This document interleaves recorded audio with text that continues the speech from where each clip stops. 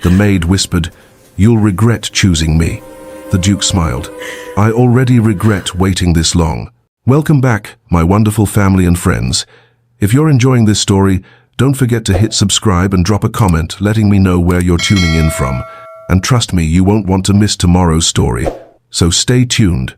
The deep chime of the grandfather clock echoed through the cavernous halls of Ashford House, its rhythmic toll announcing the hour. 11 o'clock. Tomorrow would be a day of grandeur, the Duke of Ashford's long-anticipated engagement ball, and the house was a hive of activity. Servants scurried, their footsteps muted against the thick Persian rugs, their faces reflecting a blend of excitement and apprehension. The household staff, like clockwork, prepared the ballroom, while the kitchen hummed with the clatter of pots and the scent of delicacies being prepared for the evening. In the servants' quarters, Eleanor Thorne stood over Lady Victoria Pemberton's gown, her slender fingers deftly guiding the iron across the rich fabric, pressing out the creases with practiced precision. Her gaze remained fixed on the delicate material in her hands, the quietness of the task masking the turbulence of her thoughts. As the steam rose from the iron, it filled the small, dimly lit room, and for a moment, Eleanor allowed herself to breathe in the scent of clean linen and lavender that clung to the fabric. 3 years. 3 years of this silently moving through Ashford House, invisible to everyone but the servants. She had perfected her role as the dutiful maid, her life a careful dance of keeping her head down and her presence unnoticed. She had learned how to exist without being seen, how to serve without being remembered, how to love without hope. She placed the gown on the bed with the same care she would a fragile thing, though her heart felt far from fragile. Her love for Sebastian Sinclair, the Duke of Ashford, had been cultivated in the quiet, stolen moments she spent watching him from afar, the brief glances they shared in passing, the way he would sometimes nod at her during breakfast or acknowledge her with a smile. But each of those moments was fleeting, easily forgotten by him, and a constant reminder to her of a love that could never be. Her fingers absent-mindedly brushed against the locket hidden beneath her servant's dress, the small piece of jewelry she had worn since her mother's death. A tiny portrait of Charity Ashworth, her mother, was nestled inside, a reminder of the life she had once known. A life of privilege, a life of promise, before everything had come crashing down. Her father, Sir Thomas Thorne, had been accused of embezzling funds from a partnership with Lord Pemberton, Lady Victoria's father, and the scandal had shattered their lives. The Thorne estate was seized, their family name tarnished, and Eleanor had been reduced to this, a maid in the house of the man she loved. Eleanor's thoughts were interrupted by a sharp knock on the door. It was Margaret, Lady Victoria's personal maid, her face pale with panic. "Miss Thorne," she said, breathless, "you need to come quickly. Lady Victoria, she's gone. The room's empty, the window's open, and there's a ladder. What do we do?" Eleanor's heart skipped. She knew immediately what had happened. Lady Victoria had left. She had eloped. No, it can't be," Eleanor whispered, her mind spinning. Her gaze fell to the vanity where Lady Victoria's engagement ring, nestled in its velvet box, lay beside a letter addressed to His Grace, the Duke of Ashford. "Eleanor, what do we do?" Margaret's voice trembled with fear. Eleanor's stomach twisted in knots, but she knew what had to be done. She had to deliver the letter. She had to do it herself, privately, before the whole house was aware of the scandal, before it consumed them all. She took a deep breath, forcing the weight of her emotions to settle into the pit of her stomach, and nodded. "I'll go to His Grace immediately. You stay here, don't speak of this to anyone." As Eleanor walked through the darkened halls of Ashford House, the weight of the night pressed down upon her. The grand portraits of the Sinclair ancestors seemed to watch her every step, their painted eyes following her as she passed. The thick carpets muffled her footsteps, and the silence around her was oppressive, as if the entire house was holding its breath. She moved past the rooms where Sebastian's wealth and heritage were on full display, the library, with its towering shelves of leather-bound books, the grand dining room, where delicate crystal chandeliers hung from the high ceiling, the study, where she knew he was working late, sorting through endless papers of estate business. Each step toward his study felt like a betrayal, and yet there was a part of her that couldn't help but feel a strange sense of relief that Lady Victoria was gone, that this charade had ended. Was she relieved for herself, or for Sebastian?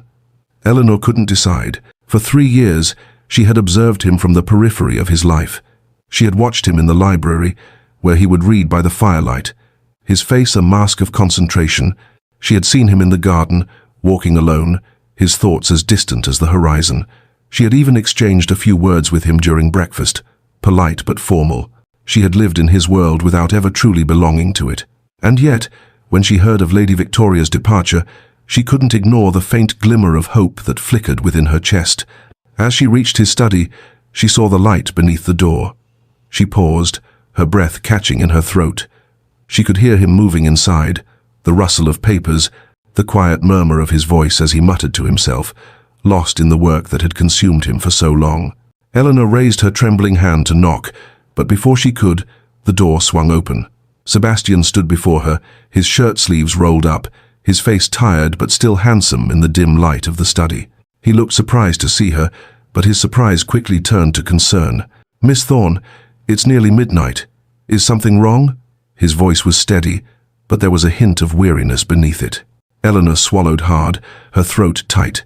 "Your Grace, I regret to inform you." Her voice broke slightly as she extended the velvet box with the ring and the letter. Sebastian's expression shifted from confusion to realization as he took the letter from her, his eyes scanning the words written by Lady Victoria. Eleanor stood there, holding her breath, waiting for his reaction. The silence in the room stretched, suffocating.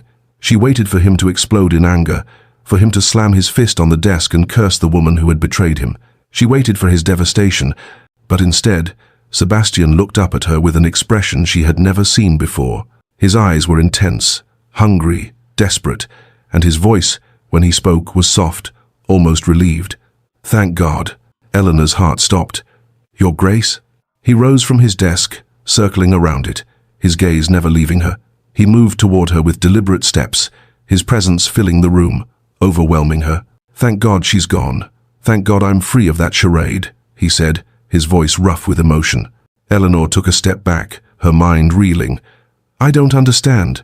Sebastian stopped just before her, his breath warm against her face.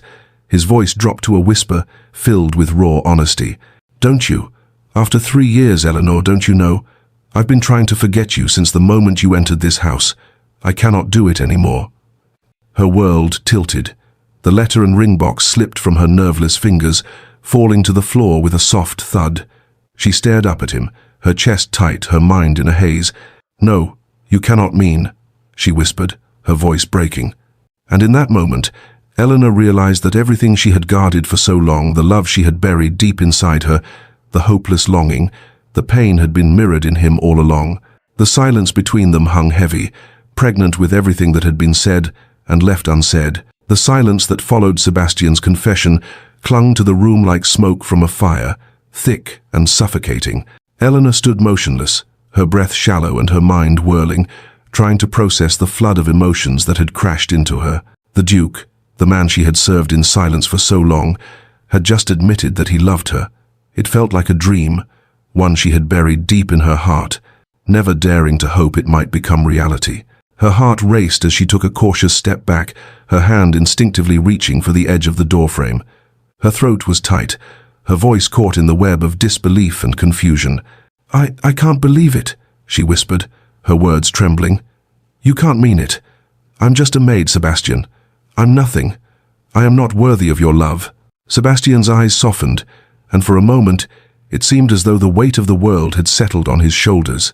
His posture remained relaxed, though there was a raw vulnerability in the way he looked at her, an honesty she hadn't expected. "Eleanor," he said gently, stepping closer, "I knew who you were the moment you entered this house. I knew you were Sir Thomas Thorne's daughter. I knew the truth about your family." Eleanor blinked in shock. "What do you mean? How could you have known?" Sebastian sighed, his gaze never leaving hers. He walked over to the desk and picked up a leather-bound folder, one he had been absent-mindedly flipping through earlier. He opened it, revealing documents, witness statements, and financial records. The weight of those papers in his hands seemed heavier than any physical object he had ever held. "I knew your father," he began, his voice low, as if the words themselves were painful to say. "I was just a young man, 24 years old, when Sir Thomas was ruined. I had heard the rumors, the accusations of embezzlement, but I always doubted them. I was friends with your father, Eleanor. I believed in his integrity." A flash of memories appeared before Eleanor's eyes, the image of her father, once proud and strong, now reduced to a shadow of himself. The pain of his fall from grace, the way his reputation had been destroyed, the way it had crushed everything she had ever known. "Then why did you give me the position?" Eleanor's voice cracked with emotion, her mind unable to comprehend the depth of Sebastian's confession. "Why hire me and make me serve Lady Victoria? Why put me through this hell these past 3 months? To watch you with her, to watch you marry her?" She choked on the last word, tears filling her eyes. Sebastian stepped toward her again, his face etched with anguish. "It wasn't about charity, Eleanor. It wasn't about guilt or pity. I wanted you near me. From the very moment you applied for the position, I wanted you in this house. But I told myself it was for the right reasons. I thought I could help, that I could provide for you and your family after what happened. I never thought that I was making the biggest mistake of my life by keeping my distance." Eleanor could feel the walls around her heart begin to crumble. Sebastian's words were like a balm to the wound she had carried for years, but they also made the wound ache with a painful intensity. "I don't understand," she whispered, her voice barely audible. "Why didn't you just tell me? Why didn't you just—" She stopped, her throat tight with emotion. "Because I couldn't," he confessed, his voice strained. "I thought I could move on. I thought I could marry Lady Victoria, do the right thing by my title and my family, and forget about you. But every moment I spent with her, every moment I spent in her presence, I was thinking of you. I was watching you from the corner of my eye, wondering what it would be like to love you, to be with you." Eleanor's breath hitched. "Then why, Lady Victoria? Why marry her?" Sebastian ran a hand through his hair in frustration. "Duty, society, my grandmother. She is a woman of noble birth, an appropriate match for me, and I thought I could settle for that.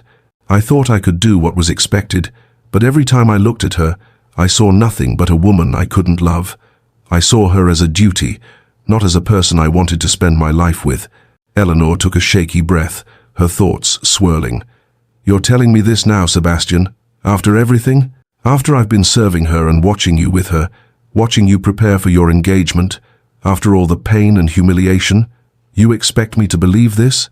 Sebastian's voice dropped to a whisper. "I know what I've put you through, Eleanor, and I am sorry. I can't undo the past, but I can change the future. I've loved you for so long, and I can't pretend anymore." Eleanor closed her eyes, the weight of his words pressing against her like a storm threatening to break. "I'm nothing, Sebastian. I'm a maid. I have nothing but this life, this position, and you're asking me to leave it all behind. You're asking me to ruin everything." He shook his head. "You're wrong, Eleanor. You are not just a maid. You're a woman of incredible strength, intelligence, and grace. You've spent years in the shadows, serving others, and never once have you allowed yourself to be seen for the incredible person you are. But I see you. I've always seen you, and I want to spend my life with you, not because of duty, but because I love you." Eleanor's heart ached as she listened to him, the truth of his words breaking through the walls she had built around herself. But despite the love she felt for him, there were still so many barriers in her mind, so many reasons why they could never be. "You'll regret this," she whispered, a tear slipping down her cheek. "You'll regret choosing me. I'm not the woman you think I am. I don't belong in your world." Sebastian's face softened, and he stepped closer, his eyes filled with quiet intensity. "I already regret waiting this long. I've spent 3 years pretending I didn't see you, pretending I didn't want you. But I can't do it anymore. I can't live without you, Eleanor." His words shattered the final defense she had left, and before she could stop herself, she found her lips trembling, her hand reaching out toward him. "Tell me to stop," Sebastian said, his voice thick with emotion. "Tell me this is madness, and I'll let you go. But if there's any part of you that wants this, that wants me—" Eleanor's breath caught in her throat as she stared at him, the raw vulnerability in his eyes making her pulse quicken. "I do," she whispered, her heart hammering in her chest. "God help me, I do." In that moment, every ounce of her resistance crumbled, and she found herself moving toward him, her lips meeting his in a kiss that was as desperate as it was passionate. 3 years of longing, of love unspoken, of silent suffering, were finally released in that moment. The kiss deepened, Sebastian's hands holding her with a fervor that matched the depth of his feelings. Eleanor responded in kind, her hands reaching up to cup his face, pulling him closer. The firelight flickered around them, casting dancing shadows on the walls as the world outside faded away. When they finally broke apart, both of them breathless and trembling, Sebastian leaned his forehead against hers. His voice was hushed, almost reverent. "Yes?" Eleanor, still reeling from the intensity of the kiss, nodded. "Yes. Yes, I'll marry you. Whatever the cost." Sebastian's face broke into a wide, genuine smile, the joy in his eyes like a beacon.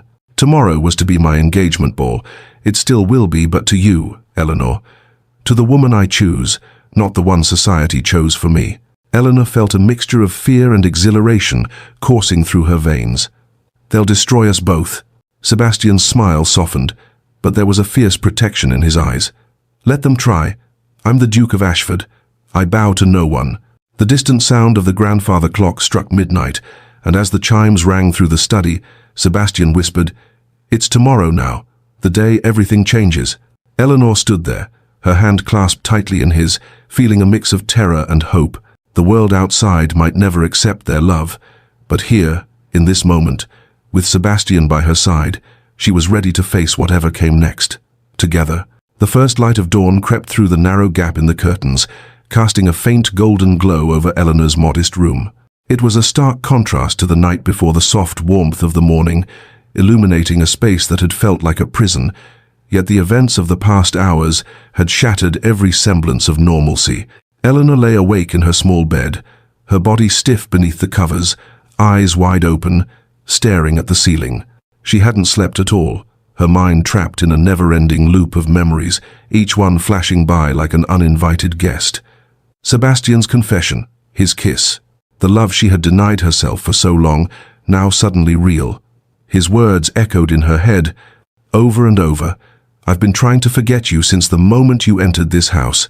I cannot do it anymore." Her heart, so tightly bound for years, had finally unfurled in that one desperate, heart-pounding kiss. But now, as the day crept in, so did the weight of her decision. What had she done? She had accepted the Duke of Ashford's proposal, a proposal that would defy every social norm, every expectation placed upon them both. Her world, her carefully constructed identity as a humble servant, had been thrown into chaos by one single moment of weakness.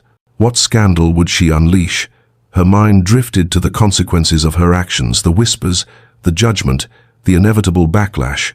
She could already feel the eyes of society burning through her, through every room in Ashford House, through every word that would be spoken in the coming days.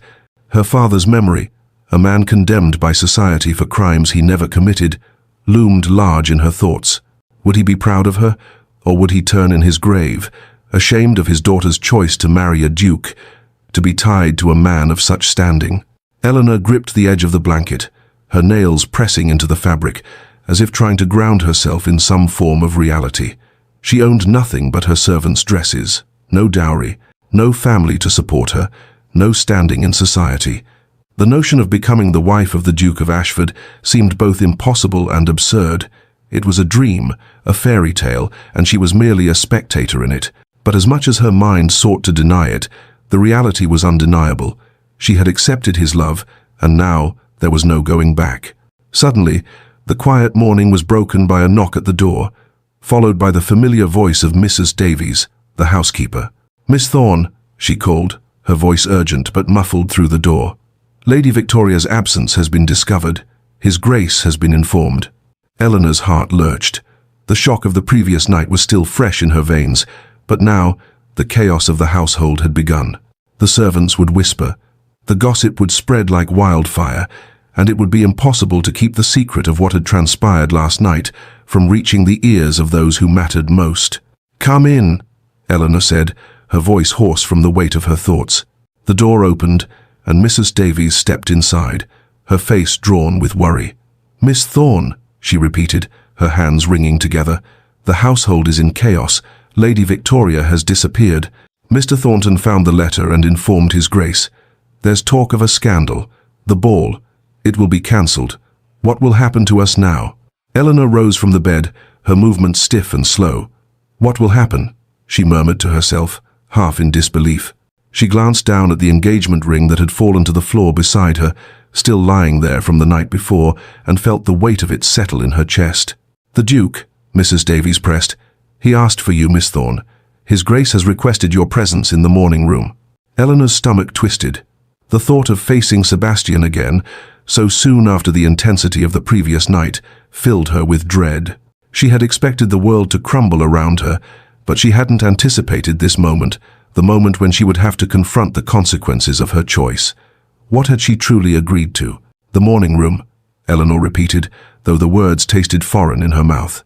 Mrs. Davies seemed to sense her hesitation. He's waiting for you, Miss Thorne. His Grace. He's not angry. But there's something more.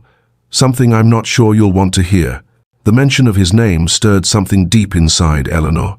She could not stop herself from thinking of the desperate confession he had made, of the way his lips had touched hers, as if time and duty had fallen away between them. But now, with the light of day shining on her, everything felt different. She gave Mrs. Davies a faint nod, her heart heavy with uncertainty. "I will go," she said softly, her voice barely above a whisper. The corridors of Ashford House were still and quiet in the early morning light, the echoes of her footsteps muffled by the thick carpets that lined the floor. As she walked toward the morning room, Eleanor's mind raced. The house that had once seemed so majestic now felt oppressive, its grandeur a reminder of the life that would never be hers. The portraits of Sebastian's ancestors, all stern faces in dark, gilded frames, watched her as she passed. Her eyes flickered toward them, but she quickly looked away, as if she might betray something with a single glance. The door to the morning room loomed ahead, and Eleanor's nerves began to fray. She had no idea what she was walking into, no idea what Sebastian expected from her now. She had wanted him, yes. She had kissed him, and the world had felt both right and wrong in that instant. But now, the reality was more complicated than she could have ever imagined. She reached for the door handle, but just as her fingers brushed it, the door opened before her. Sebastian stood in the doorway, his face weary, yet somehow soft with concern. But behind him, there was someone else, a woman of impressive stature, wearing a rich, dark gown, her silver hair neatly pulled back into a tight bun. The Dowager Duchess Marianne Sinclair, Sebastian's formidable grandmother. Eleanor froze, her hand still on the doorframe. The Dowager's sharp, assessing gaze fixed on her immediately, and Eleanor felt an unexpected wave of discomfort, as if she had been caught in an act of transgression. But the Dowager's expression didn't reflect disapproval. Instead, it seemed almost knowing. "So this is Miss Thorne," the Dowager said, her voice smooth and deliberate. "I wondered when Sebastian would finally admit the truth." Eleanor's heart skipped in her chest. The truth? What truth? Sebastian stepped aside, motioning for Eleanor to enter. His voice was careful, though there was an underlying tension in his words. "Eleanor, I'd like you to meet my grandmother, the Dowager Duchess Marianne Sinclair." Eleanor gave a curtsy, instinctively lowering her eyes. "Your Grace," she said, her voice uncertain. The Dowager's sharp eyes seemed to take in every detail, Eleanor's posture, the way she held herself, the faint remnants of last night's chaos still visible in her disheveled appearance. There was no malice in the older woman's gaze, just a quiet, knowing curiosity. Sebastian's voice interrupted Eleanor's thoughts. "I confessed everything to her this morning. She knows about you, about your family. I told her everything, Eleanor." Eleanor's heart hammered in her chest. "You told her?" Sebastian nodded, a flicker of regret passing through his eyes. "I couldn't keep it from her any longer. I needed her counsel." However, the Dowager's expression softened. "I knew your mother, Eleanor. Charity Ashworth was my dearest friend before she married your father. I attended their wedding." Eleanor's eyes widened. "You knew my mother?" she repeated, as if hearing it would somehow make it real. She had spent her life thinking of her mother as a distant memory, a woman lost to scandal and the cruelty of fate. To hear the Dowager speak of her in such personal terms shook her to her core. The Dowager continued, her voice tinged with sadness. "I lost touch with her after she married. When I heard of her death and the scandal surrounding your father, I believed the worst. Society's whispers convinced me that Thomas Thorne had been guilty, but I should have known better. I should have helped. I should have investigated." She paused, looking down, as if weighed by the years of guilt. "Instead, I let them convince me of your father's guilt, and I failed Charity." Eleanor felt a deep pang of sorrow, both for her mother and for herself. "But you believe me?" she asked, her voice barely above a whisper. The Dowager looked her in the eye, her voice strong. Of course I do. And if Sebastian loves you as I can see that he does, then you have my full support. Eleanor felt the weight of the dowager's words settle on her. It was an offer of acceptance, but also of responsibility. Sebastian stepped forward, his hand resting gently on Eleanor's shoulder. Tonight, the engagement ball will proceed, but with a different bride. Eleanor's eyes widened. Tonight? So soon? Shouldn't we wait? Let the scandal settle? The dowager shook her head, her lips curling into a wry smile. No, we strike while society is already reeling. One scandal will overshadow the other. And besides, she added with a glint in her eye, hesitation suggests shame. We have nothing to be ashamed of. Sebastian's gaze was firm as he met Eleanor's eyes. Tonight, I will claim you as mine. Before all of London society, I will stand beside you and show them the truth. Eleanor's heart raced. But I have nothing to wear, nothing appropriate. The dowager raised her hand. Leave that to me. The rest of the morning passed in a blur. With the dowager's assistance, Eleanor was fitted for a gown that seemed too grand, too beautiful, for someone like her. The midnight blue silk shimmered as it was tailored to fit her slender frame, the delicate silver embroidery catching the light with every movement. The dowager placed the duchess's sapphires around her neck, the jewels cool against her skin. Eleanor looked at her reflection in the mirror, the woman staring back at her both familiar and foreign. She saw the woman. She could have been the woman who never fell from grace, the woman who never became a maid. But then the thought struck her, she was not just that woman. She was someone else entirely now. Tears welled in her eyes. I look like my mother, she whispered. The dowager's voice softened. Charity would be proud. You are her daughter, Eleanor. Don't forget that. As the evening drew nearer, Eleanor stood by the window, looking out over the grounds of Ashford House, her heart a tumultuous mess of fear and resolve. The night ahead would change everything. Would they truly be able to stand against the world? Sebastian appeared in the doorway, his breath catching in his throat as he saw her. You're magnificent, he whispered. Eleanor turned toward him, unsure whether she was ready for what was about to happen. But when he extended his arm, offering it to her, she took a steadying breath and replied, No, but I'll do it anyway. The grand ballroom of Ashford House was bathed in a sea of candlelight, the shimmering glow bouncing off gilded mirrors and crystal chandeliers, casting a warm golden light over the assembled guests. The orchestra's strings hummed softly in the background as the most eligible of London's elite gathered in anticipation of what was meant to be the event of the season, the Duke of Ashford's engagement ball. But the air, thick with opulence, was also heavy with whispers, as the absence of Lady Victoria Pemberton, the supposed bride-to-be, cast an uncomfortable pall over the proceedings. Guests murmured among themselves, their voices carrying the weight of a scandal not yet revealed. It wasn't just that Lady Victoria had failed to appear, it was the shock of her disappearance, of the sudden, unfathomable choice she had made. The rumors that Lady Victoria had eloped with Captain Hartley from the cavalry were spreading like wildfire, and the speculation grew more rampant with every passing moment. Would the Duke cancel the ball? Would he appear at all? How could such a public humiliation be faced? Some guests already seemed to have abandoned hope, sneaking away in haste, eager to avoid the disgrace of the evening. Lord and Lady Pemberton, it was whispered, had fled to their country estate to avoid the disgrace, but they had left behind the whispers of their involvement in the mess. The only certainty was that Ashford House, normally a bastion of dignity and wealth, was now a stage for an unexpected tragedy. The orchestra played on, oblivious to the mounting tension in the room. Champagne flutes clinked, delicate porcelain dishes filled with treats were passed from hand to hand, and laughter, forced, nervously polite, rippled through the crowd. But it all felt hollow, empty. And then, as the night dragged on, the Duke made his entrance. Sebastian appeared at the top of the grand staircase, his tall figure commanding immediate attention. He was alone, and the sudden hush that fell over the room seemed to echo across the walls. The murmurs stopped, the gossip cut short, and every gaze was fixed on him. Dressed in his formal evening attire, Sebastian seemed a figure of regal restraint, his dark hair slightly mussed from a long day, his sharp jawline set in a mask of cold propriety. But even as he stood there, a figure of quiet authority, something about him felt different tonight. The Duke was no longer just a man who was used to getting his way. Tonight, he was a man who had been broken by the forces of fate and duty, yet was standing defiant in the face of those forces. His voice, when he spoke, was calm, but there was a slight crack to it, an emotional weight that none of the guests expected. "My lords and ladies," Sebastian began, his gaze sweeping over the crowd. "Thank you for attending what was to be my engagement celebration." A quiet murmur ran through the room, some guests shifting nervously in their places, others trying to catch a glimpse of what would happen next. They were all expecting him to announce a postponement, to declare that, of course, Lady Victoria had fallen ill, or that the ball would be rescheduled for another day.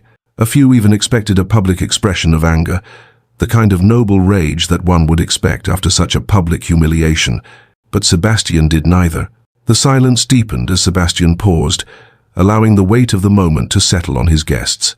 "And it remains so," he said, his voice unwavering as his gaze flicked over the gathered crowd. "Though not to the lady you expected." The silence that followed was deafening. Confusion rippled through the room as the guests exchanged puzzled glances. The announcement had been as unexpected as the elopement itself. Some of the more cynical minds among the crowd began to wonder, was this some sort of last-minute jest? Sebastian, with a calmness that defied the circumstances, gestured toward the stairs. "May I present my intended bride?" Eleanor's heart nearly stopped.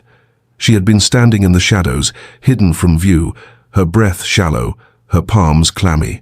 She had no idea that Sebastian would proceed with the ball, let alone make such a bold statement. The reality of what she was about to do, a truth that had only begun to settle in her mind after Sebastian's proposal the night before, hadn't truly hit her until this moment. The guests stared, transfixed, as Eleanor stepped into view. Her midnight blue gown rich and heavy, with silver embroidery that caught the candlelight swirled around her as she moved, the soft rustle of fabric, the only sound in the room. The dowager's sapphires sparkled at her throat, the cool gemstones resting heavily against her skin. For a moment, the room seemed to hold its breath. The recognition came slowly, but it did come. Murmurs erupted from the crowd. "Is that the maid?" someone whispered. "Lady Victoria's personal servant? Surely not." Eleanor's face flushed, and she felt the weight of every gaze in the room. The shock and disbelief were palpable. Her heart thundered in her chest, the anxiety nearly overwhelming. She had never in her life been so visible, so exposed. Every step she took felt like an eternity. The grand staircase seemed longer with each descending step, the eyes of the elite following her every move. She could feel the weight of their judgment, the scrutiny they placed upon her every gesture. Was she walking too slowly? Was she too fast? Was she too poised? Too vulnerable? Her legs trembled beneath her, but then she felt Sebastian's hand at the small of her back, steadying her. His touch was firm but gentle, grounding her in the storm of emotions swirling around her. "Don't let them see you're afraid," he whispered, his voice a balm against the growing panic inside her. Eleanor looked up at him, meeting his eyes. His gaze was steady, his jaw clenched as he looked down at her, but there was something else, something softer and more intimate in the way he held her. He wasn't ashamed, he wasn't backing down, and in that moment, Eleanor felt a surge of strength she didn't know she had. Together, they walked down the stairs, the murmur of the crowd intensifying as they moved closer to the floor. The whispers became louder, more insistent. Sebastian's voice rang out again, cutting through the rising noise. "My lords and ladies, may I present Miss Eleanor Thorne, daughter of the late Sir Thomas Thorne, and my intended bride." The room erupted in shocked gasps. Some were incredulous, others outright hostile, while a few whispered in confused admiration. Lady Ashworth, ever the gossip, was the loudest voice in the crowd. "Surely this is some jest, Your Grace," she cried. "The woman is a servant." Sebastian turned to her, his expression icy. "Miss Thorne is a gentleman's daughter, reduced to servitude by circumstances beyond her control, circumstances I intend to remedy." There was a sudden sharp intake of breath as the shock rippled through the room. No one had expected such a defense of a maid, and certainly not from the Duke of Ashford. Before the murmurs could settle, Lord Pemberton, Lady Victoria's father, stepped forward, his face red with anger. His voice was thick with indignation as he confronted Sebastian. "This is madness, Ashford," he sneered. The woman's father was a thief and a coward who took his own life rather than face justice. Eleanor's breath caught in her throat. The accusation was a direct strike at her father, a wound she had spent years trying to heal. She felt the sting of it deep in her chest, the bitterness of the past threatening to suffocate her. Sebastian, however, remained calm, his voice a low growl as he stepped closer to Lord Pemberton. "Careful, Pemberton. You're on dangerous ground." Pemberton sneered again, his face twisted with disdain. "What will you do, Ashford?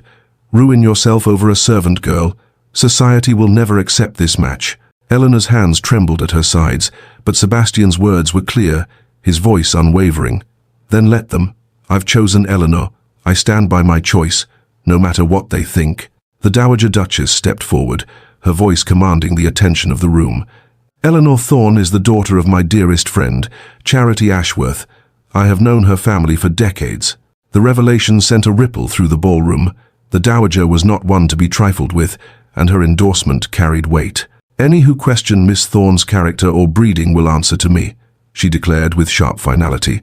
The room seemed to shift as half the guests, unsure of what to believe, began to exit, their hasty departures a mixture of indignation and curiosity. Lord Pemberton, unable to tolerate the sight of the woman he had sought to destroy, stormed off in a fury, vowing retribution. But there was a new energy in the room now. Some guests remained, drawn by the spectacle of defiance. Among them was young Lady Charlotte Waverley, a known rebel in society, who approached Eleanor with a sly smile. "How wonderfully scandalous," she exclaimed. "You're the most interesting thing to happen to society in years." The music resumed, hesitantly at first, then swelling into a familiar waltz.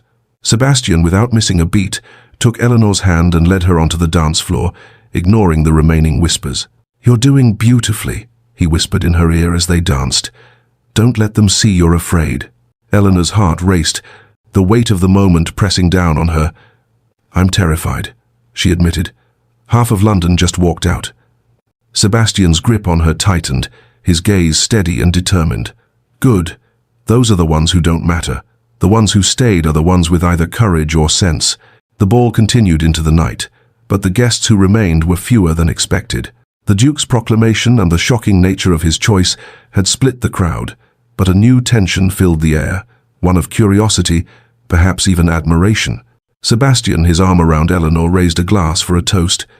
"To my bride-to-be," he said, his voice strong. "A woman of courage, dignity, and grace. Society may question my choice. I do not." Eleanor, her heart heavy with the weight of what was happening, realized that the scandal had only just begun, and their fate had already been sealed. As the night unfolded, a footman approached Sebastian with a letter, and his expression darkened as he read the message. Eleanor's heart sank. "What is it?" she asked softly. Sebastian clenched his jaw. "A message from my solicitors.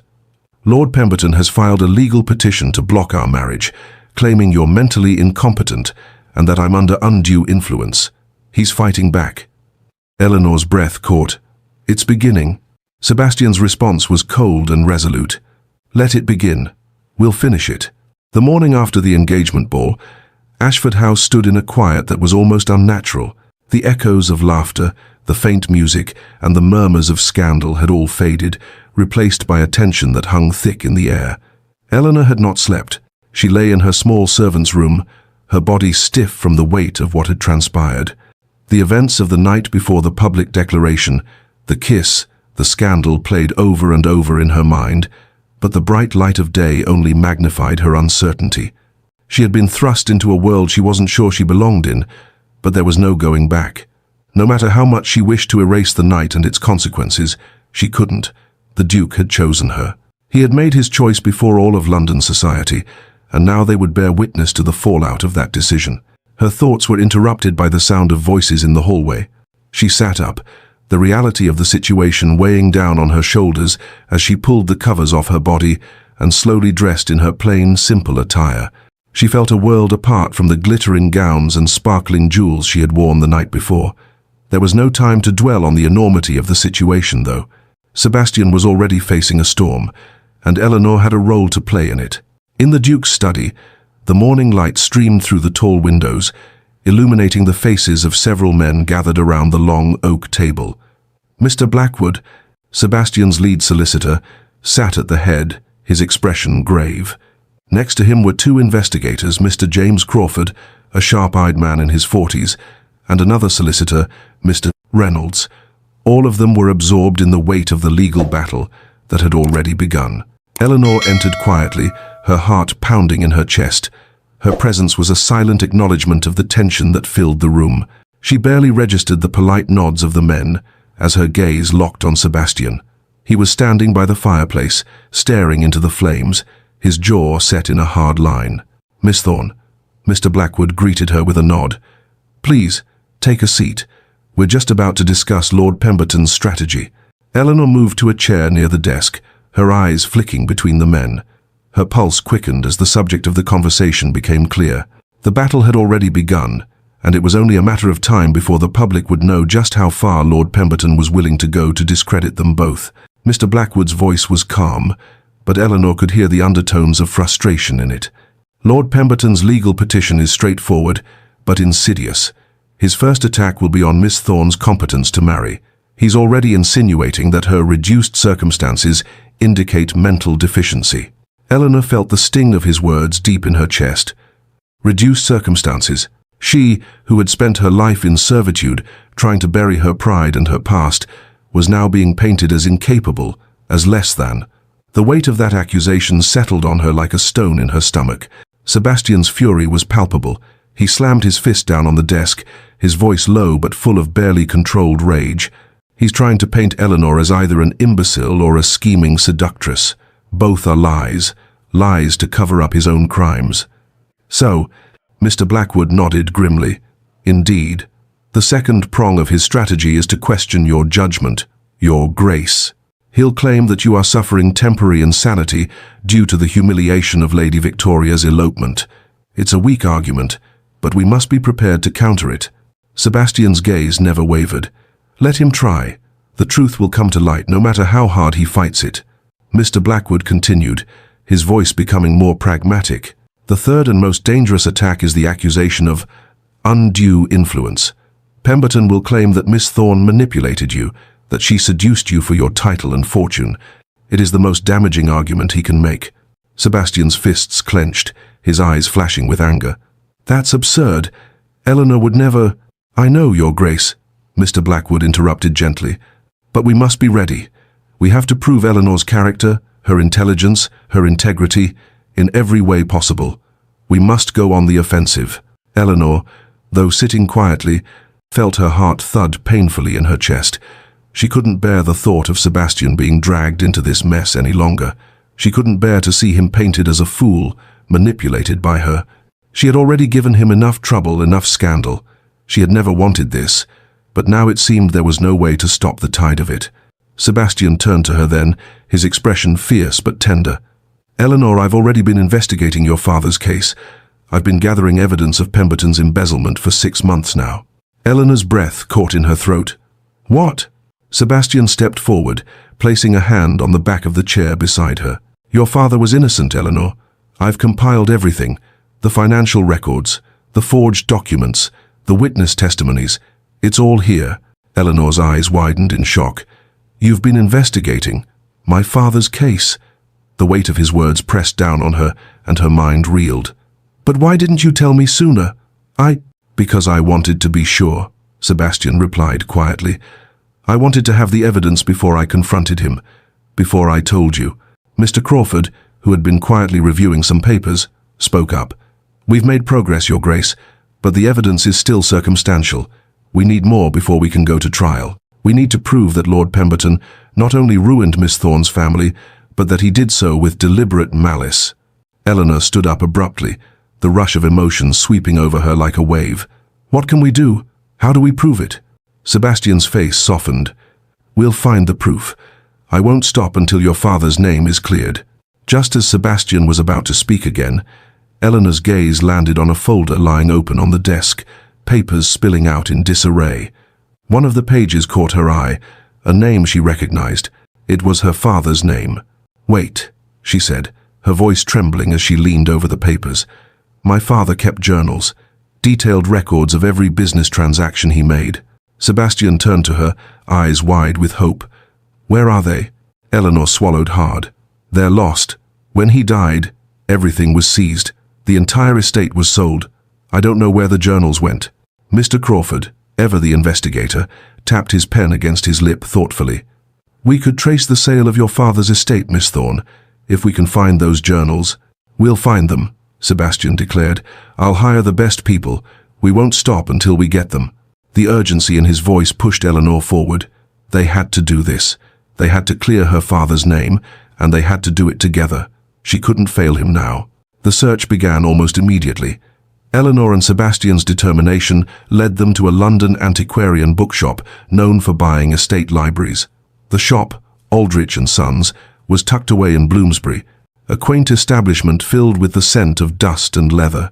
Sebastian and Eleanor walked through the narrow aisles, their footsteps muted by the thick carpet, as Mr. Crawford questioned the elderly proprietor, Mr. Aldrich, about the sale of her father's estate 5 years ago.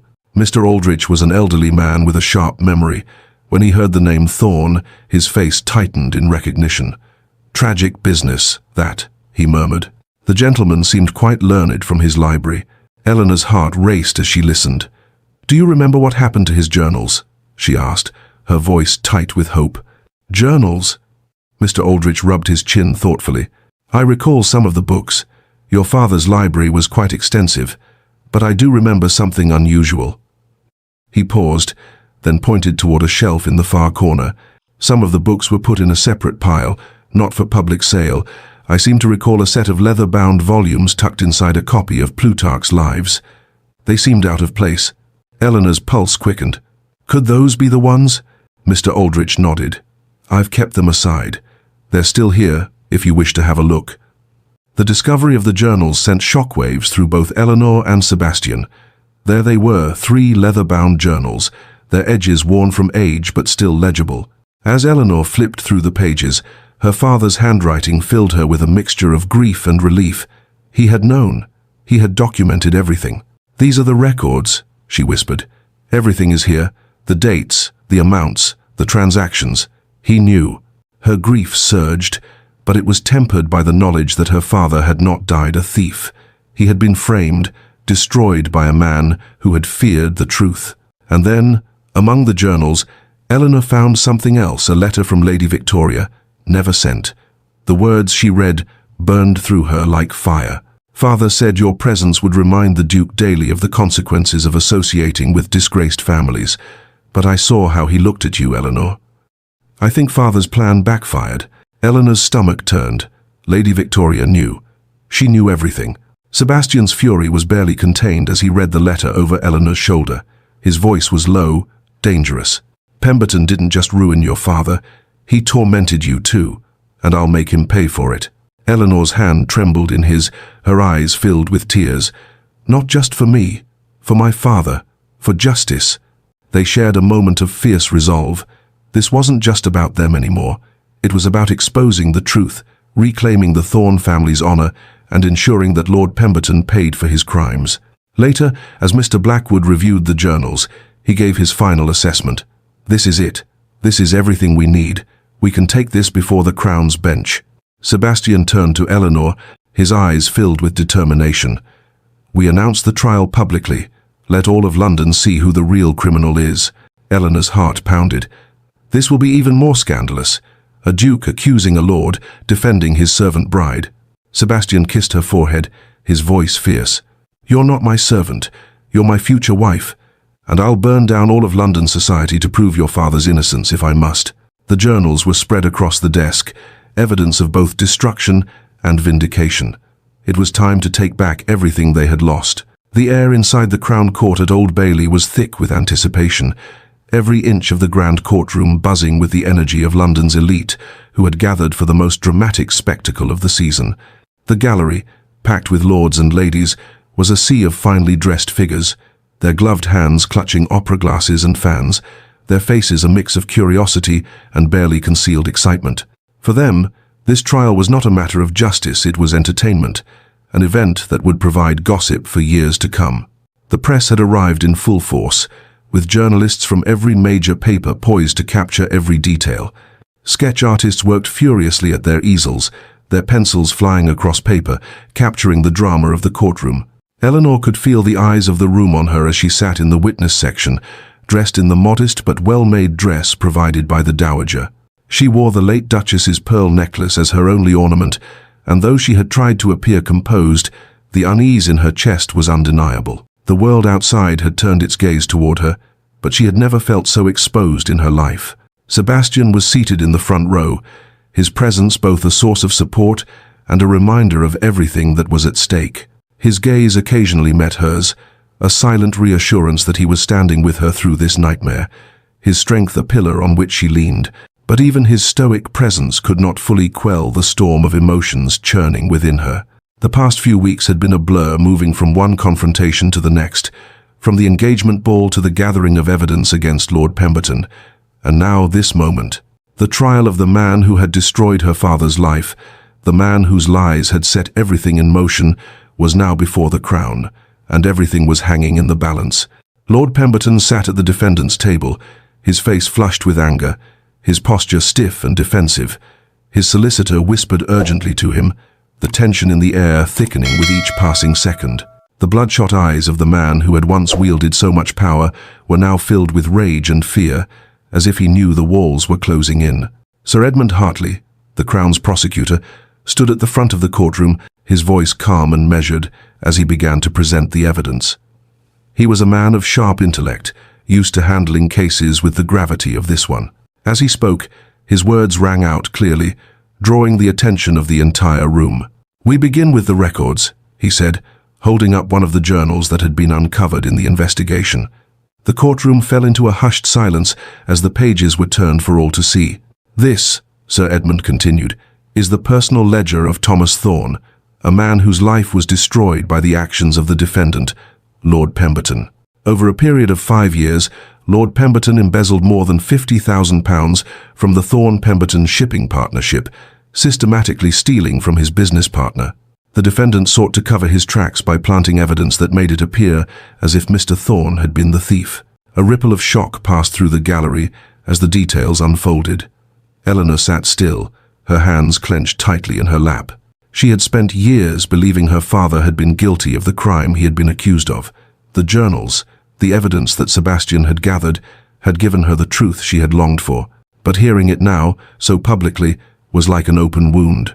The pain of her father's disgrace and the injustice he had suffered came rushing back in full force. The defendant's crime was not just one of financial theft. Sir Edmund's voice cut through her thoughts. It was a carefully orchestrated plan to ruin Mr. Thorne's reputation, and when the victim sought to expose the truth, Lord Pemberton struck first, using his power to accuse Mr. Thorne of embezzlement.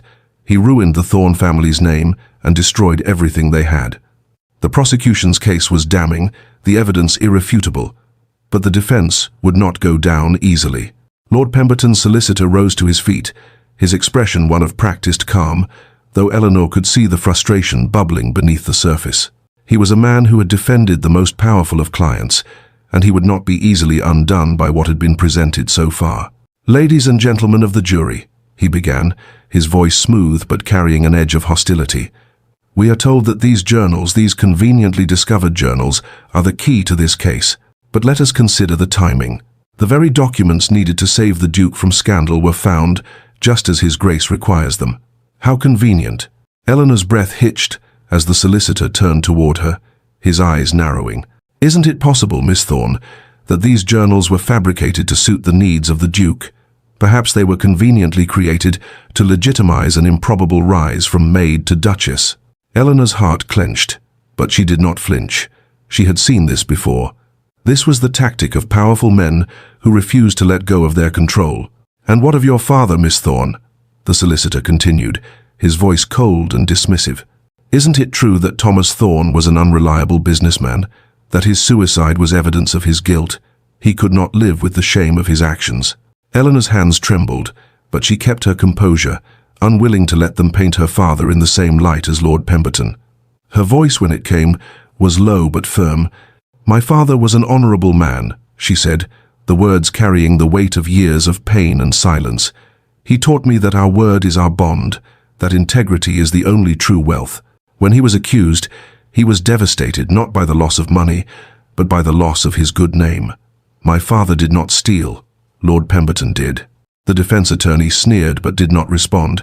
It was clear he had not expected such a direct response from Eleanor. But the damage was done. The seeds of doubt had been sown, and the jury would be forced to weigh the conflicting arguments carefully. Eleanor was called to the stand. It was the moment she had feared, the moment she had been dreading since the trial had begun. She could hear her heart thudding in her ears as she walked toward the witness stand, her hands trembling despite her best efforts to remain steady. The prosecutor, Sir Edmund, was kind in his questioning, guiding her through the painful memories with a gentle touch. "Miss Thorne, can you tell the court about your father's character?" he asked, his voice soothing yet firm. Eleanor nodded, her voice trembling slightly as she spoke. "My father was the most honest man I ever knew. He believed in hard work, in loyalty, in honor. He was a man of principles, and he taught me to live by those principles no matter the cost." She paused, swallowing the lump in her throat. When he was accused of stealing from his partner, he was devastated, not because of the loss of money, but because he couldn't prove that he was innocent. It shattered him. I saw it in his eyes. And when he died believing the world thought him guilty. Her voice caught in her throat as she continued. The estate was sold off. Everything was taken. The journals, his records, everything was gone. Her hands gripped the stand as she fought to keep herself together. The pain of losing her father, of seeing his name destroyed, flooded her heart. "I never had the chance to save anything," she whispered. "Not even his books. But then I found the journals. I recognized my father's handwriting immediately." The courtroom fell silent. The evidence was clear, and the truth was beginning to settle in the room. The defense's cross-examination was brutal. The solicitor, with his sharp words and quick tongue, sought to tear Eleanor down, to paint her as nothing more than a fortune hunter. "Isn't it true, Miss Thorne, that your rise from maid to duchess is a direct result of your manipulation of the Duke?" the solicitor demanded. Eleanor's hands shook, but she remained poised. "No," she replied, her voice steady despite the anger rising within her. "I loved my father. I loved him so much that when he died, I wanted to die too. I was 17 years old, and I lost everything. My father, my home, my name, my future. I survived by becoming invisible, by serving others, by accepting that I would never have the life I was born to." She took a shaky breath, meeting the solicitor's gaze with newfound strength. "And yes, I fell in love with the Duke. How could I not? He's kind and honorable, and he saw me when no one else did. But I never schemed, never seduced, never manipulated. I'm here today not to secure my marriage, but to restore my father's honor. That's all I've ever wanted." There was a pause, a long, pregnant silence in the courtroom. Even the most skeptical of the jury seemed to shift in their seats, some with expressions of disbelief, others with admiration. The verdict. The trial continued into the afternoon, with more testimony and cross-examination, but Eleanor's words had already begun to shift the balance. As the jury deliberated, Sebastian sat beside her, his hand resting lightly on hers. His eyes were filled with pride and determination. 3 hours later, the jury returned. "Guilty," the foreman announced, his voice echoing in the quiet courtroom, "on all counts of embezzlement, fraud, and conspiracy." The courtroom erupted in shock and disbelief. Lord Pemberton's face turned pale, his arrogant facade cracking as he was led away in handcuffs. Eleanor's heart raced, but it was not fear she felt, it was vindication. Her father's name had been restored. As the scene unfolded, Eleanor felt Sebastian's arms around her, pulling her close. "It's over," he whispered. "You're free. Your father's name is restored." Tears welled up in Eleanor's eyes as she nodded. "He'll never know. He died believing himself disgraced." The dowager approached, her hand on Eleanor's shoulder. "But you know, and now all of London knows. Thomas Thorne was an honorable man destroyed by corruption. That truth will live forever." The crowd of supporters began to gather around them. Those who had stayed loyal, those who had walked out during the engagement ball now returned to offer congratulations. But in the midst of the celebration, Eleanor knew there would always be those who would whisper, those who would doubt. The war for their social acceptance had just begun. As Eleanor and Sebastian stepped outside the courtroom, a messenger arrived with an urgent letter, the seal bearing an unfamiliar coat of arms. The future had just begun, and Eleanor, for the first time, felt the weight of it settle on her shoulders, a weight she would carry with pride. The letter arrived early, a faint whisper of urgency in its delivery. It was from St. Mary's Orphanage in Cornwall, a place Eleanor had never known but now had to face. As the sun began to break over Ashford House, casting a warm glow through the ornate windows of the Duke's private study, the contents of that letter shook Eleanor to her very core. The letter was simple, yet its contents were staggering. Sister Catherine, matron of St. Mary's Orphanage, writes, "We have in our care a boy named Thomas Thorne, aged 10 years. He was admitted 5 years ago after being found wandering near Plymouth docks. He has been well cared for, though we have only recently learned of his connection to you. We have reason to believe that you are the sister he has spoken of for years. Please, contact us as soon as possible." The words blurred on the page as Eleanor's hands trembled, her breath catching in her chest. Thomas, her brother, her little brother, the one she had been told, had died shortly after their father's tragic fall. Her mind reeled. Thomas was supposed to be dead. She had held on to that grief for years, the loss of her father and the loss of her brother in the same cruel breath. She had been a child, helpless, alone. Her father had died, his reputation destroyed, and with him all that she had known and loved.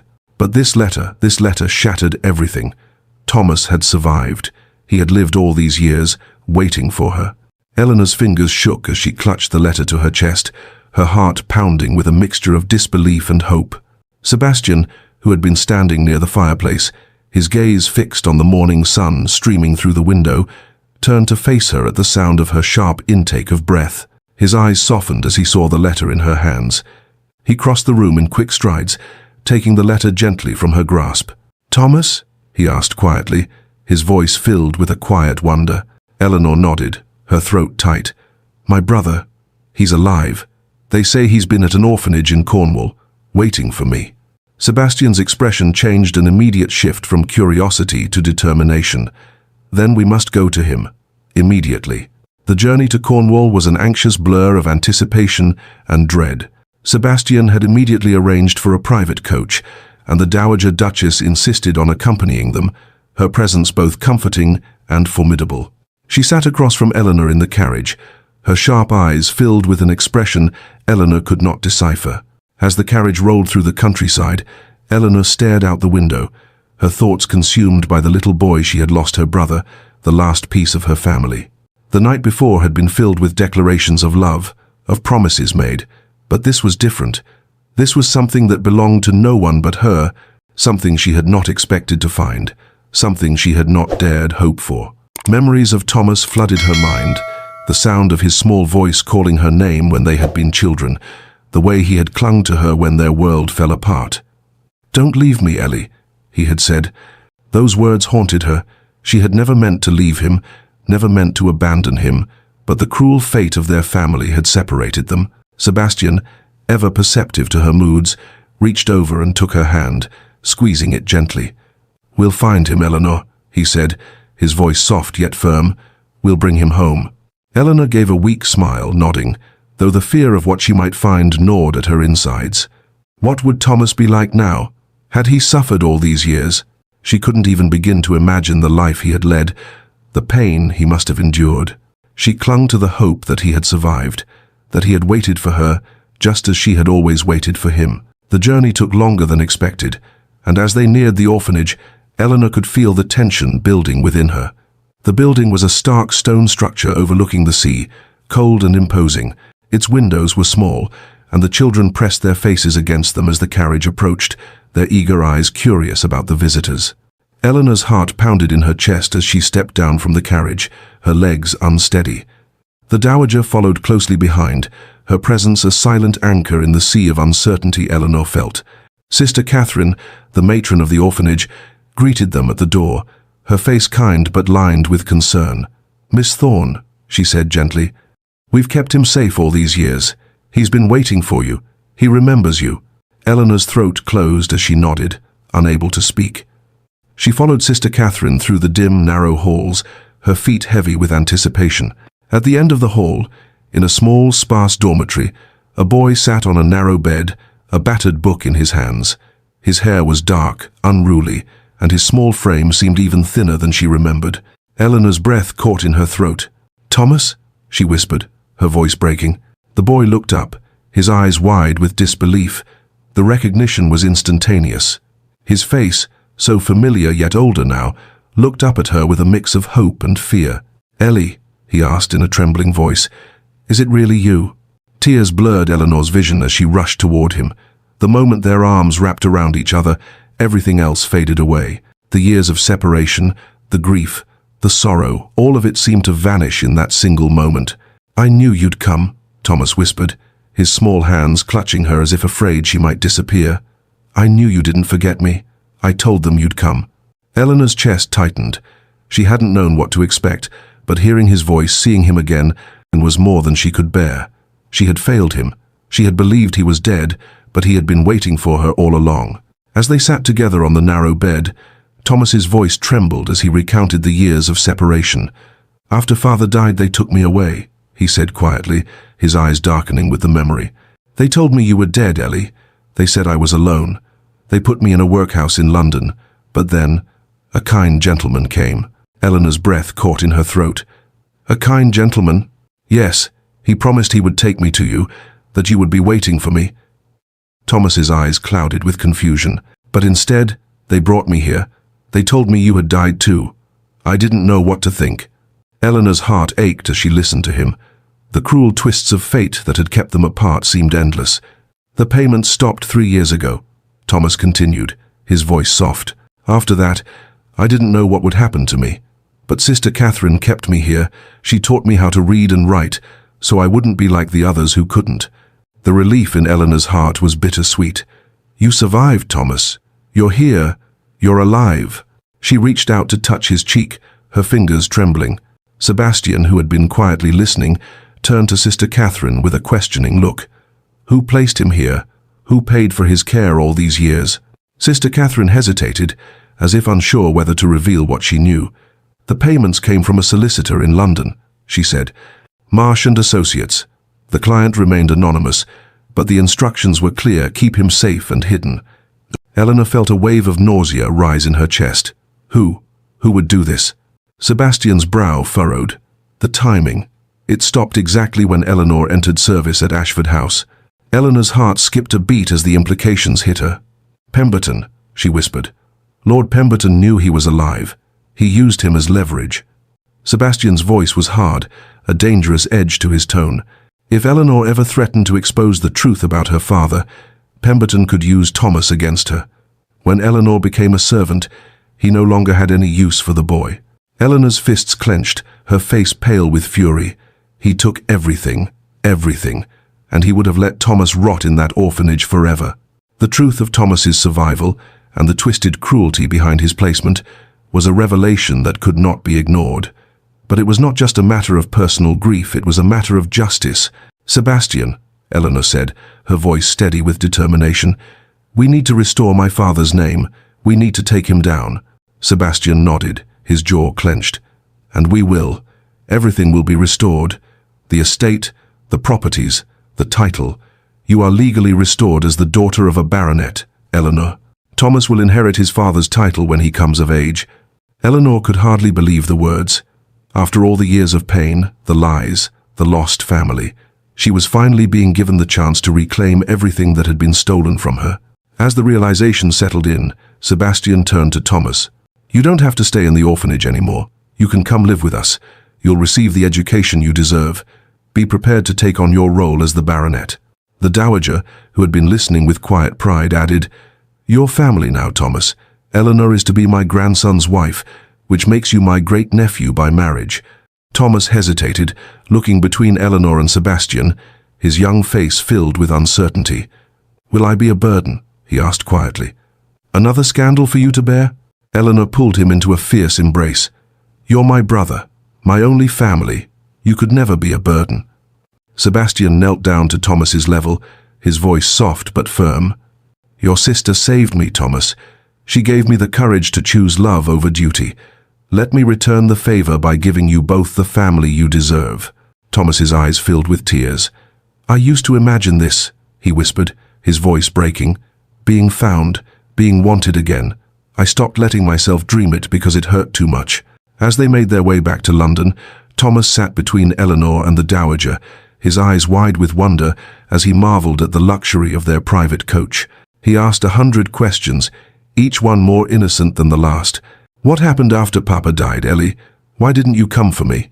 Eleanor smiled softly, her heart heavy with the truth of the years they had lost. She told him what she could, leaving out the worst details. But speaking of her time at Ashford House, the loneliness, and the secret hope that had never died, Thomas nodded solemnly, understanding more than his years would suggest. "I remember what Papa said to me before he died," he said quietly. "Be brave, Thomas. The truth always comes to light, even if it takes years. Be patient and be brave." Sebastian, who had been listening intently, nodded thoughtfully. "Your father was a wise man, and he was right." As they approached Ashford House, the weight of the future seemed to settle around them. The family they had once thought lost was now whole again, and despite the scandal, despite the uncertainty that still loomed, Eleanor knew one thing for certain: they would face it together. When they arrived, the staff of Ashford House was gathered in the grand entrance hall, waiting for the Thorne siblings to arrive. Mrs. Davies, her eyes glistening with tears, was the first to greet them, her arms outstretched in welcome. Thomas's wide-eyed amazement as he stepped inside the grand estate was impossible to miss. Is this real, Ellie?" Eleanor smiled through her tears. "Yes, darling, this is real. We're safe now. We're together, and we're going home." As she watched her brother's joy, her heart swelled with a mixture of relief and anticipation. Sebastian stood in the doorway, his hand resting gently on her shoulder. He had given her a family, and in return, she had given him her love. And so, a new chapter began for them all. The morning of Eleanor's wedding arrived with the soft, golden light of dawn spilling through the windows of Ashford House. The air was crisp and still, as if the entire world had paused to watch the unfolding spectacle. A sense of anticipation hung in the grand halls, where servants hurried with final preparations, and the staff bustled with nervous excitement. Today was the day that would change everything. Inside the Dowager Duchess's private chambers, Eleanor stood before a full-length mirror, the heavy silence broken only by the gentle rustle of silk as Marie, the Dowager's maid, worked meticulously on her hair. The room was dimly lit by soft candles, their flames flickering against the ancient tapestries hanging on the walls, their colors faded by time but still regal in their elegance. Eleanor's breath caught in her throat as she caught a glimpse of herself in the mirror. The gown was exquisite. It was ivory silk, with a delicate lace overlay that shimmered softly like the lightest mist at dawn. The late Duchess's wedding gown, now altered to fit Eleanor's slighter frame, was transformed into something new, a symbol of her own transformation, from a maid to the future Duchess of Ashford. Marie's hands were gentle but precise as she swept Eleanor's hair up, pinning it with pearl pins that gleamed softly in the dim light. The tendrils of hair that framed Eleanor's face were left loose, curling softly, creating an ethereal, timeless look. And then, the final touch, the veil. The antique Bruges lace, a family heirloom that had passed from generation to generation, was draped over her head like a cloud of history, linking her to the women who had worn it before her. Eleanor's hands trembled as she reached up to touch the lace, the weight of the moment settling on her. Her transformation was surreal. The quiet, humble servant she had once been seemed so distant now, a mere shadow in the face of what was happening. The Dowager, standing by the window, watched her with a mixture of pride and melancholy. She spoke quietly, her voice tinged with emotion. "My daughter-in-law wore this gown," she said, her voice breaking slightly. "Now you do. You honor her memory."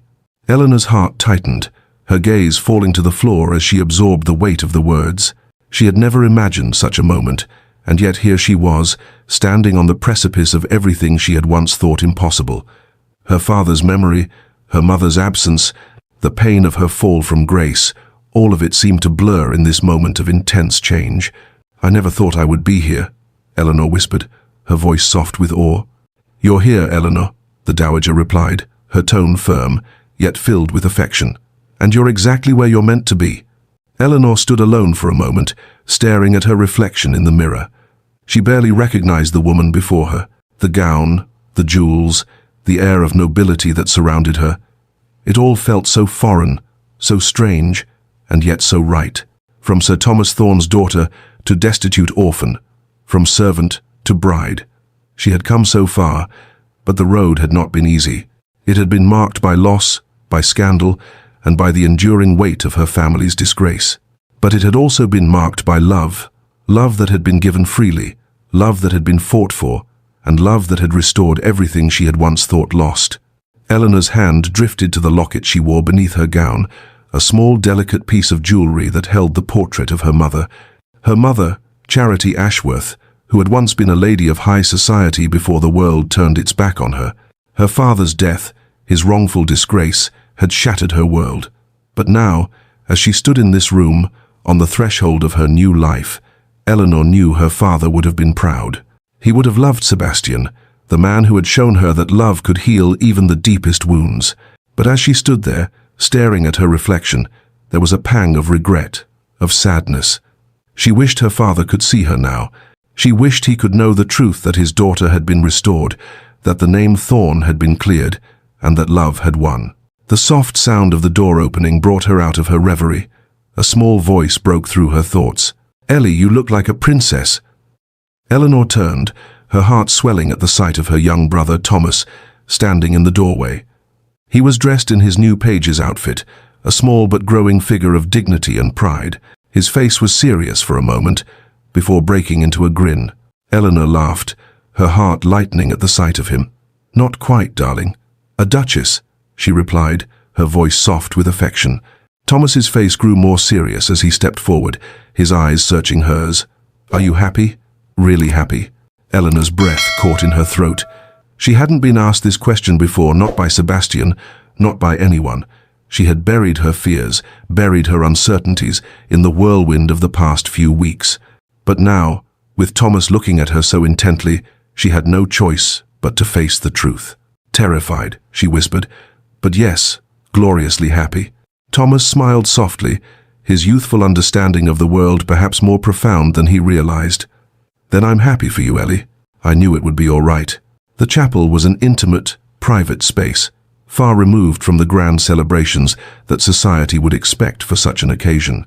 It was the family chapel, the place where Sebastian had once prayed for his family, and now it would be the place where he would marry Eleanor. The air inside was cool, the ancient stone walls holding the weight of centuries of Sinclair history. The light from the stained glass windows filtered through, casting colorful patterns on the stone floors, a reminder that even in darkness there could be beauty. The guests were few: the Dowager Duchess, Thomas, Mrs. Davies, and a handful of close friends and family. Among them was Lord Hartwell, a quiet supporter of Sebastian's choice, and surprisingly, Lady Charlotte Waverley, who had been one of the few who had stayed at the ball despite the scandal. Most of society had turned its back on them, and yet this was the wedding that mattered, the one that would mark the beginning of a new life for Eleanor, one filled with love, acceptance, and a future of her own making. Eleanor stood at the entrance, her heart pounding in her chest. She was alone, for there was no father to give her away. Her eyes flickered to Thomas, standing near the altar, his small face serious as he waited. When the vicar asked, "Who gives this woman?" there was no hesitation in Thomas's voice as he stepped forward. "I do," he said clearly, his young voice carrying with dignity, "her brother and her family." Eleanor felt the rush of emotion at his words, and the quiet approval of the guests who had remained. It was a moment of pure, unspoken unity. Even those who had once scorned her now saw the strength in her family. Sebastian stood at the altar, his face soft with admiration as he watched her. His expression revealed everything: his love, his pride, his joy. It was a look that made Eleanor's heart swell with emotion. As the vows were exchanged, their words took on a deeper meaning, made profound by the circumstances they had overcome. "I, Sebastian Sinclair, take thee, Eleanor Thorn, to be my wedded wife." Sebastian's voice rang out clear and steady. "I, Eleanor Thorn, take thee, Sebastian Sinclair, to be my wedded husband," Eleanor replied, her hands shaking slightly, but her voice firm and true. The rings were exchanged, simple gold bands engraved with intertwined initials, and as the vicar pronounced them husband and wife, the chapel erupted in applause, not the stifled applause of the aristocracy, but the genuine warmth of those who had witnessed the transformation of a woman from a servant to a duchess, a daughter to a sister, a lost soul to a beloved wife. Sebastian took Eleanor's face in his hands, his voice barely a whisper. "My duchess, my love, my equal in all things. Their kiss was tender, reverent, a promise sealed before God and witnesses. It was a kiss of vindication, of love finally spoken aloud, of a future that had once seemed impossible, now unfolding before them. As they pulled away, Thomas cheered, breaking the tension in the room and making everyone laugh. The dowager wiped a tear from her eye, a silent testament to her pride in her grandson. The small wedding breakfast was held in Ashford House's dining room, the atmosphere quiet but filled with warmth. There were toasts made by Lord Hartwell, praising Sebastian's courage in following his heart. Lady Charlotte Waverley, ever the rebel, made her toast with a wry smile. To the couple who proved love is more powerful than propriety. The dowager's speech was more emotional. True nobility is measured by character, not title. And you, my dear, have shown me that. Thomas's toast was simple. To my sister who never gave up on me, and to my new brother who gave us both hope. Even Mrs. Davies, who had quietly supported Eleanor throughout, made a quiet speech. We always knew Miss Eleanor, your grace, was special. We're honored to serve you. After the wedding, the reality of their social position loomed. A footman discreetly entered with the morning papers. Sebastian took them, his eyes scanning the headlines. Duke weds disgraced servant in shocking ceremony. One headline read, Ashford's folly, noble house fallen. Another. Eleanor felt the sting of the words, the attacks on her character, but she didn't let them break her. Sebastian's fury was palpable as he crumpled the papers. Lies and envy, all of it. Eleanor placed her hand over his. Let them write what they will. We know the truth. As they prepared for their honeymoon, leaving for a month in the Lake District, Thomas stood at the doorway, his face a mixture of happiness and sadness. 2 weeks, darling, then we'll send for you, Eleanor promised, pulling him into an embrace. Sebastian added with a grin, I'll teach you to fish and ride properly. A future baronet needs these skills. The farewell was simple but heartfelt. The bouquet was thrown, and a shower of rice followed them as they left for their new life. Inside the carriage, Sebastian and Eleanor were alone for the first time as husband and wife. The city streets gave way to the countryside, the noise of London fading behind them. Sebastian held her close. You can rest now. We won. We're together. Nothing else matters, Eleanor whispered, her voice full of wonder. Do you have any regrets? Now that it's done, do you regret choosing me?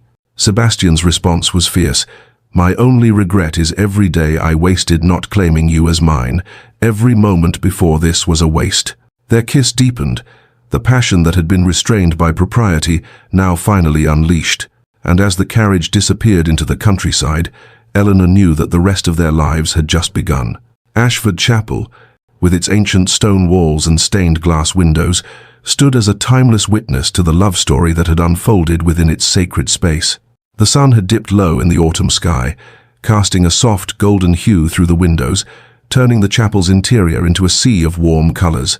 Today, the chapel would bear witness to another pivotal moment, an event that marked the culmination of a year filled with love, restoration, and a newfound sense of belonging. The christening of Victoria Eleanor Sinclair. The chapel, once a place of whispered judgments, now echoed with the hum of approval, the quiet reverence of a family and friends who had come together to witness a joy long anticipated. The same grand structure where Sebastian and Eleanor had married amidst the scandal of the season was now filled with a different crowd, one that had shed its initial doubts and instead embraced the union they had once condemned.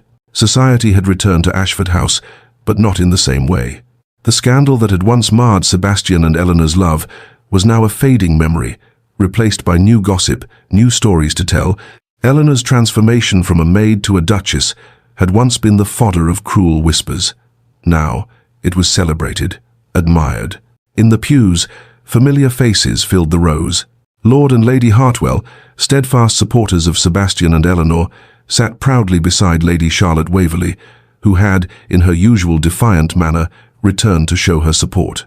The dowager sat at the front, her eyes gleaming with affection, a proud grandmother watching her granddaughter-in-law and great-granddaughter.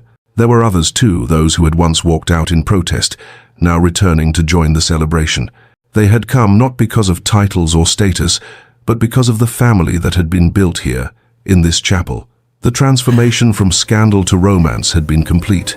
Eleanor stood at the altar, her arms cradling her infant daughter, Victoria Eleanor Sinclair. The child squirmed slightly in her arms, her soft cries filling the space, but Eleanor's heart swelled with love for the little girl she had waited so long to hold. The years of hardship, the days of grief, had all led to this moment, the moment when the love she had found with Sebastian had brought her full circle. From a lady's maid in a household that was not her own, to a mother holding her daughter in the same chapel where she had once been married in secret, Eleanor had become someone different. The transformation wasn't just in her appearance, though the emerald green silk gown, the Ashford diamonds around her neck, and her poise as a duchess were unmistakable. It was in her heart, her confidence, and her sense of purpose. She had become not just the Duchess of Ashford, but a woman who knew her own strength and worth. Her transformation had come at a cost: scandal, censure, battles fought and won, but the gain had been immeasurable. Love, family, and a future she had never dared to dream of. She looked down at her daughter's peaceful face, feeling the weight of her mother's locket beneath her gown, a small, constant reminder of her origins, her mother's love, and the journey that had brought her to this place. As the guests watched, a hush fell over the chapel. The vicar began to speak, his words a soft murmur of grace and redemption, but Eleanor's thoughts drifted back to the past, to her father's untimely death, to the long years of servitude. She wished he could see her now. He would have loved Sebastian, and he would have been proud of her, the daughter who had survived the deepest depths of disgrace to find herself here. Suddenly, she felt a small hand slip into hers. It was Thomas, now 12, dressed in his finest formal attire, standing by her side as one of Victoria's godfathers. The boy who had once been lost, now thriving, accepted by society, and loved unconditionally by her and Sebastian. "Are you happy, Ellie?" Thomas asked, his voice soft with sincerity. Eleanor smiled warmly at him. "More than I ever dreamed possible, darling. Sometimes I wake up afraid that this is all a beautiful dream." Thomas nodded, his gaze thoughtful. "Well, it's not a dream, is it?" He looked down at the baby in her arms and then at her face. "It's real. You and Sebastian are happy, and that makes me happy." The baptism was a simple, intimate affair, with only the closest of family and friends present. The ancient chapel, where centuries of Sinclairs had worshipped and celebrated, now held an atmosphere of peace. The child's name, Victoria Eleanor, was whispered in reverence by the vicar, and as he placed the water upon the child's brow, a collective sigh of contentment passed through the room. Victoria's name was a tribute to the lady whose departure had led to Sebastian's awakening and a reflection of Eleanor's own strength. Sebastian stood beside Eleanor, his hand gently resting on her shoulder. His eyes were soft as he gazed at their daughter, his pride and joy evident. His silent prayer was one of gratitude, not just for their daughter's health, but for the life they had built together, a life so different from what he had ever imagined. The ceremony was filled with quiet joy, but there were moments when the solemnity of the past few years crept into Eleanor's thoughts. Her mother, Charity, would never see this day, nor would her father. The reception at Ashford House was held in the ballroom, the same room where their engagement had once been announced, to gasps of shock and outrage. The ballroom, however, now held a different energy. The guests were here not out of obligation, but because they had accepted the truth of the union between Sebastian and Eleanor. Lady Pemberton, Victoria's mother, was conspicuously absent. She had been relegated to a small pension after her disgrace, her husband imprisoned for his role in the schemes that had destroyed Thomas Thorne's life. The irony was palpable. Victoria, who had once thought herself superior, had fled with her cavalry captain husband to India, far away from the wreckage of her family's reputation. Victoria's letter had arrived weeks ago, a note of apology of sorts. She had congratulated Eleanor and Sebastian for their happiness, though the words were thinly veiled with regret. "I'm happy in my choice," she wrote. "I'm glad you found happiness in yours. Perhaps we were all meant to end up exactly where we are." Eleanor smiled faintly, the bitterness of the past dissolving as she held her daughter in her arms. She had nothing to prove to Victoria, nothing to regret. Her journey had led her here, and that was enough. As the evening wore on, society matrons approached Eleanor, eager to befriend her now. The very women who had once whispered behind her back were now smiling in her presence, their words full of forced warmth. Eleanor accepted their overtures with grace, knowing that their approval was as fickle as the wind. A young lady, uncertain and eager, approached Eleanor with curiosity. Your Grace, how did you endure the scandal? I'm facing my own difficulties. Eleanor smiled softly, her voice gentle but firm. With dignity, faith, and the support of those who truly love you, society's judgment is temporary, your integrity is permanent. Her words rang out, not as a boast but as a quiet declaration. Eleanor had learned the hard way that the world's judgment held no weight against the strength of one's character. Sebastian watched from across the room, his gaze never leaving Eleanor. The love he had once kept hidden was now free, evident in every glance, every touch. You were right to fight for her, Lord Hartwell remarked, his voice warm with admiration as he observed Sebastian watching Eleanor. Look at her. She's magnificent. Sebastian's response was simple but filled with conviction. She always was. Society just couldn't see it through their prejudice. 7. His heart swelled with pride. The battles they had fought, the enemies they had made, had all been worth it. His amazement was palpable. He had almost let fear and duty rob him of this happiness. The Dowager Duchess stood with Victoria in her arms, her smile radiant. She had been a quiet force in their journey, a guiding hand that had not faltered when society sought to tear them apart. You've honored her memory, the Dowager said to Eleanor, her voice thick with emotion. You've restored your father's name, and you've built a family rooted in love. Eleanor felt a lump form in her throat as she turned to the Dowager. I wish she could have seen this, Eleanor said, her voice barely above a whisper. The Dowager took Eleanor's hand, her eyes soft with understanding. I was afraid, you know, when Sebastian first told me he wanted to marry you, not because of who you were, but because of what society would do to you both. Eleanor nodded, her heart full. But you didn't fail me. You supported us. The Dowager's smile was tinged with both pride and nostalgia. You were stronger than my fears. And now look what you've built. As the evening wore on and guests slowly trickled out, Eleanor found herself alone in the nursery, Sebastian by her side. Their daughter, Victoria, slept peacefully in her cradle, her tiny breaths filling the room with a sense of peace they had long sought. Sebastian wrapped his arms around Eleanor, his voice soft. Happy, my love. Eleanor's eyes filled with tears as she looked at him, more than I ever dreamed possible.